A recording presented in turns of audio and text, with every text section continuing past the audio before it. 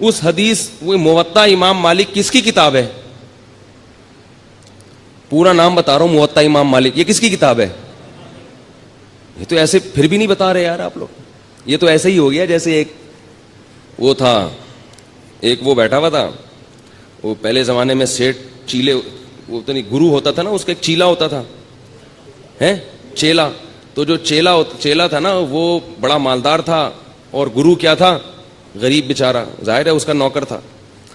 ہمارے حضرت اس پہ یہ واقعہ اس پہ سنایا کرتے تھے کہ ہر مالدار آدمی میں عقل نہیں ہوتی، بعض دفعہ بیوقوفوں کو اللہ دولت زیادہ دے دیتا ہے، بلکہ زیادہ تر ایسا ہی ہو جاتا ہے.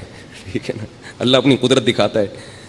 تو اور اگر اللہ یہ اصول بناتے کہ جس کے پاس پیسہ ہو تو اس کے پاس، جس کے پاس عقل زیادہ ہو پیسہ بھی ہوگا، تو بیوقوف تو بھوکے مر جاتے بیچارے.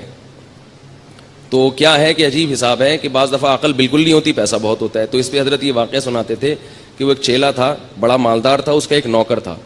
تو چیلے نے اپنے نوکر سے کہا، گرو سے کہا کہ مجھ سے، وہ حضرت پنجابی میں سناتے تھے، بڑا مزہ آتا تھا مجھے، وہ پوری پنجابی اس طرح آتی نہیں ہے، تو میں کچھ اردو کچھ پنجابی کا تڑکا لگانے کی تھوڑی سی کوشش کروں گا، کیونکہ اس لطیفے کا پنجابی میں ہی مزہ ہے. جو لطیفہ جس زبان میں بنا ہو وہ اسی میں سننے میں مزہ آتا ہے، وہ کسی اور زبان میں جب ترجمہ ہوگا تو اس بیچارے کی لطیفے کی ایسی کی تیسی ہو جاتی. تو حضرت اس پہ سنایا کرتے تھے کہ وہ گرو نے اس سے پوچھا، بلکہ وہ سرائکی میں ہے، کہ اپنے نوکر سے کہا کہ مجھ سے کوئی پہیلی پوچھو، لیکن یہ بتا دوں اگر مجھے اس کا جواب نہ آیا نا تو تیری ٹھکائی لگاؤں گا میں. یعنی اپنے نوکر سے خود ہی اپنی ذہانت کا امتحان بھی لے رہا ہے، اور پھر یہ بھی ڈر ہے کہیں فیل ہو کے میں بیوقوف ہونا میرا ثابت نہ ہو جائے. تو کہہ رہے کہ اگر مجھے اس کا جواب نہیں آیا نا، مجھ سے حل نہیں ہوئی، تو میں تجھے چھوڑوں گا نہیں.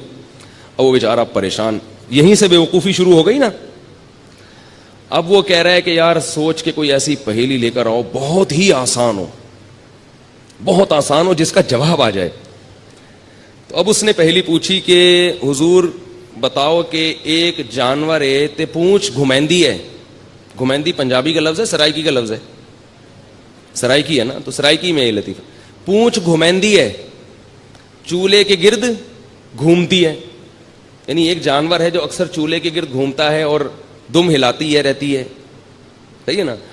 اور مزید آسان کرنے کے لیے بولے میاؤں میاؤں کرندی ہے.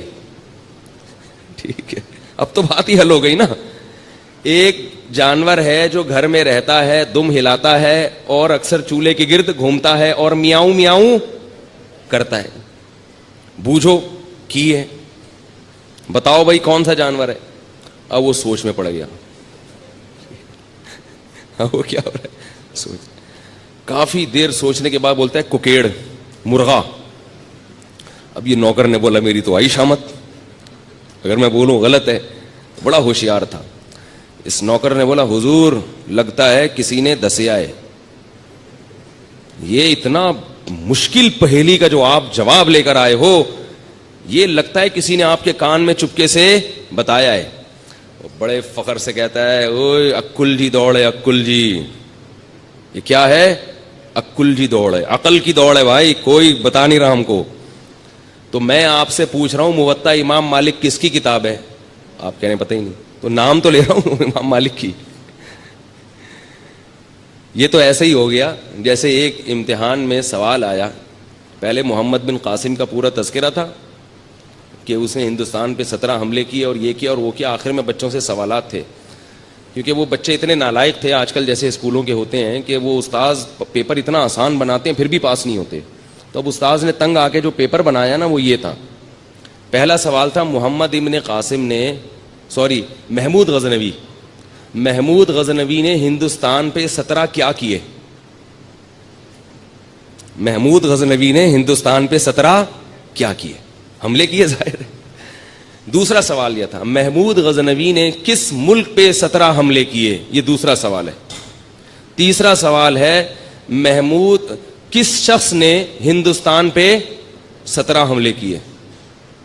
یہ 3 سوال ہیں اور ان 3 میں ایک کرنا ہے، 2 اختیاری ہیں. ٹھیک ہے نا، کمپلسری صرف ایک ہی سوال ہے. بچے پھر بھی فیل ہو جاتے ہیں، وہ پھرے دیکھ رہے ہوتے ہیں جو لے کر آئے ہیں نا یار اس میں کہاں لکھا ہوا ہے. تو دیکھو کہاں کتنا آپ لوگوں نے پریشان کر دیا. اگر آپ اسی وقت جواب دے دیتے امام مالک کی ہے تو پھر مسئلہ یہ اتنے 2 واقعات آپ کو اتنے حسین واقعات سننے کو نہ ملتے.